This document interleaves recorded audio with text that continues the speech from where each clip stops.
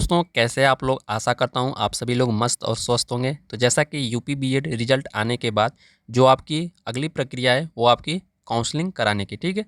तो काउंसलिंग वैसे तो डेट घोषित हो ही चुका है, जो आपका 10 अगस्त से काउंसलिंग प्रारंभ हो जाएगी। जैसा कि 5 अगस्त को आपका रिजल्ट आया था, तो 10 अगस्त को जो काउंसलिंग प्रारंभ हुई उसका मैं आप लोगों को डेट भी दिखा दूंगा। और जो आपकी काउंसलिंग प्रारंभ होगी तो कैसे काउंसलिंग होती है, कैसे कराई जाती है, ये मैं आप लोगों को संपूर्ण प्रक्रिया रैंक से लेकर कॉलेज सीट अलॉटमेंट तक सब मैं आप लोगों को इस वीडियो में बताने वाला हूँ। कि जैसे कि कौन कौन से डॉक्यूमेंट लगते हैं, ये आप लोग डॉक्यूमेंट तैयार रखें, वो सब मैं बताऊँगा। और क्या क्या गलतियाँ आप कर सकते हैं, उस गलतियों से आप बच सकते हैं इस वीडियो के माध्यम से। और काउंसलिंग फ़ीस जो आपकी लगती है, कितनी आपकी मान लीजिए जैसे आपका कॉलेज अलॉट नहीं होता है तो कितनी फ़ीस वापस आएगी, कितनी नहीं आएगी, फुल इन्फॉर्मेशन इस वीडियो में दिया जाएगा। स्टेप बाय स्टेप मैं आप लोगों को समझाने की कोशिश करूँगा, ठीक है। तो वीडियो में आप लोग लास्ट तक बने रहिएगा। यदि चैनल पे नए हैं तो चैनल को सब्सक्राइब कर लीजिएगा, जिससे कि इस चैनल पे यूपी बीएड से संबंधित हर पल आपको अपडेट मिलती रहेगी।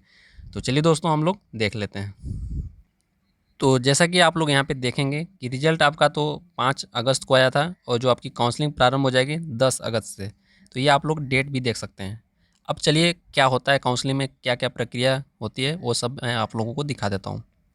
तो जैसा कि दोस्तों जो आपका काउंसलिंग का कराने का जो मेन ढांचा पहला है वो मैं आप लोगों को बता देता हूँ। जैसे कि यहाँ पे आप लोग देखेंगे काउंसलिंग जो आपका राउंड है, यहाँ पे देखेंगे फर्स्ट राउंड होगा, फिर उसके बाद आपका पूल काउंसलिंग होती है, फिर उसके बाद जो भी बच्चे बचे रहते हैं उनका डायरेक्ट एडमिशन राउंड 3 में होता है। फिर उसके बाद अल्पसंख्यक जो होते हैं तो उन सीटों पे सीधा प्रवेश भी होता है। फिर उसके बाद काउंसलिंग में भाग लेने के लिए आवश्यकताएं, जैसा कि यहाँ पे अभी जो आगे चल के आपको काफ़ी महत्वपूर्ण बातें आप लोगों को देखने को मिलेगी। यहाँ पे मैं आप लोगों को दिखा देता हूँ कि काउंसलिंग के पंजीकरण के लिए निम्नलिखित अभिलेखों की आवश्यकता होगी।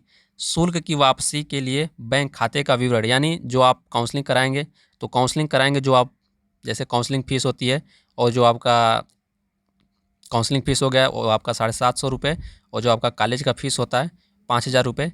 तो वो आपका अगर कॉलेज अलॉट नहीं होता है तो इसमें इस बार जो आप बैंक अकाउंट देंगे उस वाले बैंक अकाउंट में आपका पैसा वापस आएगा, ठीक है।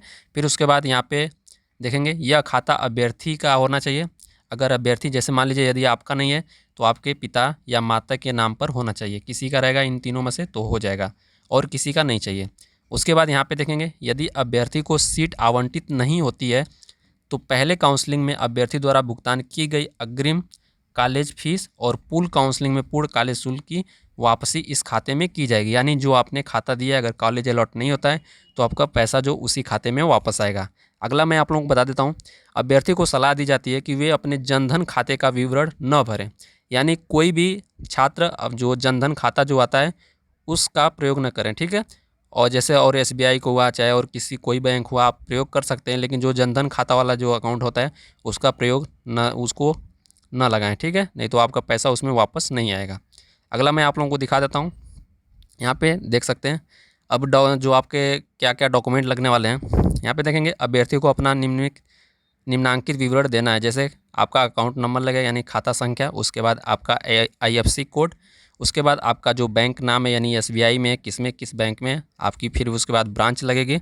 उसके बाद आगे आप देख सकते हैं आपका जो पासबुक है, यहाँ पे देखेंगे अभ्यर्थी द्वारा बैंक खाते की पासबुक की प्रथम पृष्ठ, यानी जो आपका पहला पेज होता है उसको अपलोड करना रहता है, ठीक है।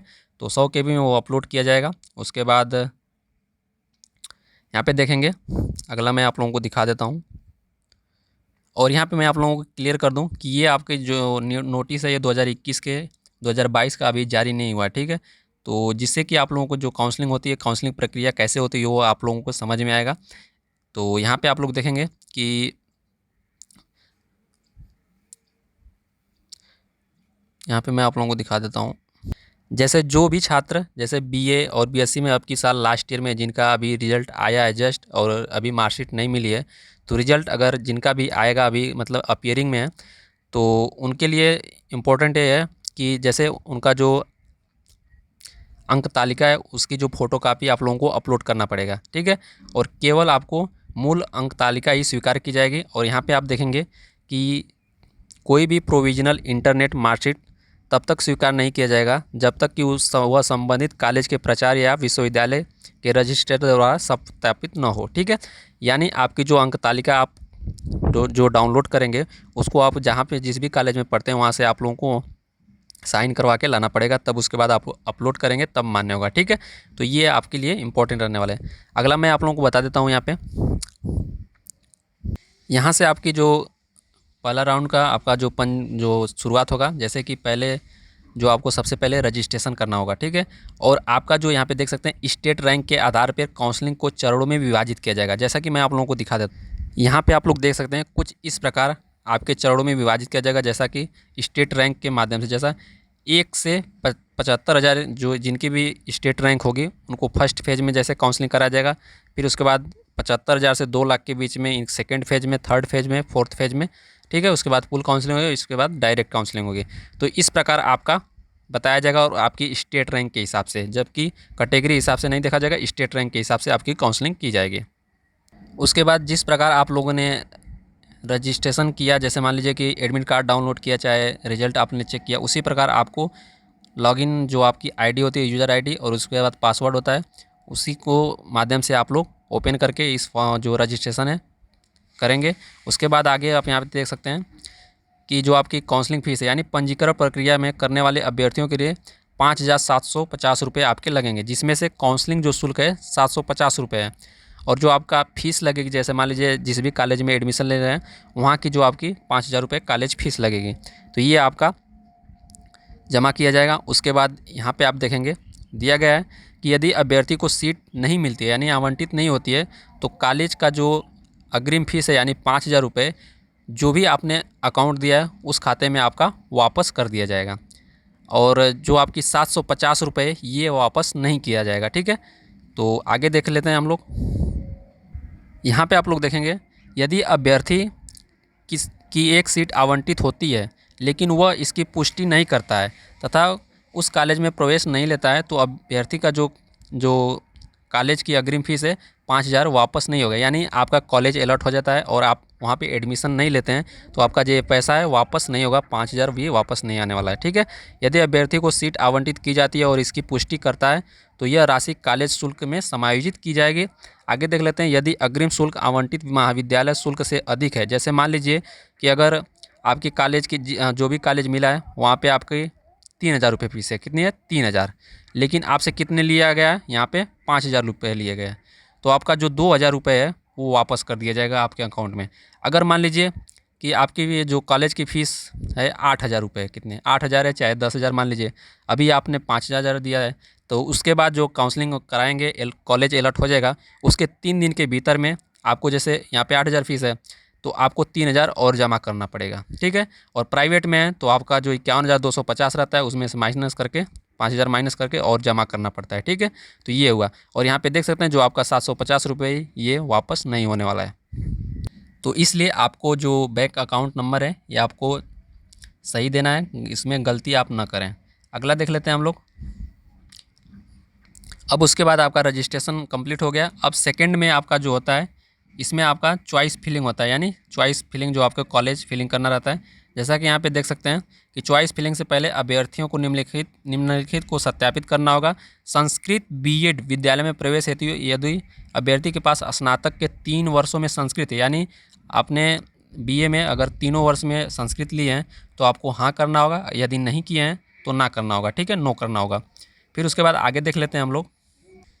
अब यहाँ पे आप लोग देखेंगे काउंसलिंग के लिए पंजीकृत अभ्यर्थियों को अपनी पसंद के अनुसार अपने विकल्प भरने होंगे, यानी जो भी आपको पसंद है अपना कॉलेज तो अपने हिसाब से आप चूज कर सकते हैं और अभ्यर्थी जितना चाहें उतना विकल्प दे सकते हैं। यानी अगर मान लीजिए 100 गवर्नमेंट कॉलेज है तो 100 आप मतलब चूज कर सकते हैं, तो आप जहाँ एडमिशन लेना चाहेंगे तहाँ चूज कर सकते हैं, या तो जितना चाहें उतना कर सकते हैं, तो कोई भी सीमा इसकी नहीं है। यहाँ पे आगे देखेंगे कि अभ्यर्थियों को सलाह दी जाती है कि आवंटन से अस्वीकृति से बचने के लिए अधिक विकल्प दें। यहाँ पे आप लोग देखेंगे यदि किसी अभ्यर्थी ने विकल्प जमा कर दिया है लेकिन विकल्प भरने की अंतिम तिथि समाप्त होने के बाद तक लॉक नहीं किया है तो आपका सीट आवंटन से पहले स्वतः लॉक हो जाएगा। यानी आपने जैसे कॉलेज चूज कर दिया है लेकिन उसको आपने लॉक नहीं किया है, सिर्फ चूज करके सेव कर दिया है। ठीक है, तो आपका अगर डेट ख़त्म हो जाता है तो अपने आप लॉक हो जाएगा। फिर आगे हम लोग देख लेते हैं। आगे जो आपका अगला चरण है, थर्ड कॉलेज अलॉटमेंट, यानी आपने रजिस्ट्रेशन कर दिया, उसके बाद चॉइस फिलिंग कर दिया कॉलेज का, उसके बाद अब आपका जो कॉलेज अलॉट होगा, ठीक है। तो इसमें क्या क्या होगा वो मैं आप लोगों को बता देता हूँ। तो वीडियो थोड़ा लंबी होगी, जिससे कि आप लोग देखेंगे तो आपको भरपूर समझ में आएगा। वीडियो थोड़ा लंबी होगी तो टाइम निकाल के आप लोग देख लीजिए और सब्सक्राइब जरूर कीजिएगा, और वीडियो पसंद आता है तो सपोर्ट जरूर कीजिएगा लाइक करके। तो यहाँ पे तीसरे में देख सकते हैं दिया हुआ है कि कॉलेज आवंटन नियमानुसार अभ्यर्थी के राज्य रैंक के साथ काउंसलिंग के दौरान वरीयता क्रम में उनके द्वारा चुने गए कॉलेजों पर आधार पर किया जाएगा, यानी आपके स्टेट रैंक पे आपको कॉलेज मिलेगा, न कि कैटेगरी रैंक पे। यहाँ पे आप देख सकते हैं कि आगे दिया गया है जिन अभ्यर्थियों को कॉलेज आवंटित किया गया है उन्हें जेई बीएड की वेबसाइट पे पुष्टि पत्र डाउनलोड करना होगा, ठीक है। कॉलेज अलॉट होगा वो आप लोगों को मिल जाएगा। फिर उसके बाद आगे अब यहाँ पे वही बताया गया है कि जो मैंने आपको बताया कि 5,000 रुपये फीस है, अगर इससे ज़्यादा है तो आप लोगों को देना पड़ेगा, अगर इससे कम है तो आपके खाते में वापस आ जाएगी। ये वाला पॉइंट और ये वाला पॉइंट दिया गया है, ठीक है। तो आगे मैं आप लोगों को दिखा देता हूँ। यहाँ पे आप लोग देख सकते हैं, आगे मैं आप लोगों को दिखा देता हूँ 5वें राउंड में कि जब आपकी रिपोर्टिंग होगी, जब आपका कॉलेज अलॉट हो जाएगा, सीट मिल जाएगी, ठीक है।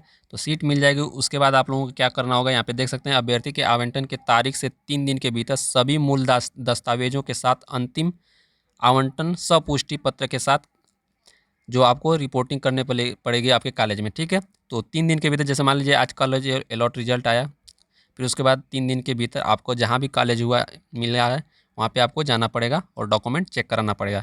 अब यहाँ पे जब आप डॉक्यूमेंट चेक कराने जाते हैं तो उस समय आपके 15-20 डॉक्यूमेंट लगते हैं। तो कौन कौन से डॉक्यूमेंट लगते हैं इसकी मैं अलग से वीडियो बनाऊंगा, जिसमें कि आप सभी लोग अपना डॉक्यूमेंट बनवा लीजिएगा। ये सब मैं आप लोगों को अगली वीडियो में बताऊँगा, ठीक है। तो यहाँ पर आप आगे देख लेते हैं हम लोग। यहाँ पर आप लोग देखेंगे कि आवंटित महाविद्यालय के प्रचार द्वारा अभ्यर्थियों के मूल दस्तावेजों का जो भौतिक सत्यापन किया जाएगा, यानी आपके जो डॉक्यूमेंट है चेक किए जाएंगे। यदि अभ्यर्थियों के दस्तावेज कॉलेज प्राधिकरण द्वारा मान्य नहीं किए जाते तो उनका अभ्यर्थन जो है निरस्त कर दिया जाएगा, ठीक है। तो और उसके बाद आपका जो ये है जिनको ये तो कॉलेज अलॉट हो गया, फिर उसके बाद अब जिनके कॉलेज अलॉट नहीं होते हैं तो पुल काउंसलिंग होती है। फिर उसके बाद आप यहाँ पर देख सकते हैं, फिर उसके बाद डायरेक्ट एडमिशन होता है। इस प्रकार आपकी काउंसलिंग प्रक्रिया पूरी होती है। और कुछ बातें आप लोगों को अगर नहीं समझ में आया होगा तो आप नीचे कमेंट बॉक्स में कमेंट कर दीजिएगा, और आप लोग टेलीग्राम लिंक ज्वाइन कर लीजिए, जिससे कि आपका कोई भी सवाल हो आप वहाँ से भी पूछ सकते हैं। तो आशा करता हूँ आप लोगों को वीडियो पसंद आया होगा, तो सपोर्ट जरूर करेंगे लाइक और सब्सक्राइब करके। तो मिलेंगे अगली वीडियो में। ओके दोस्तों, जय हिंद।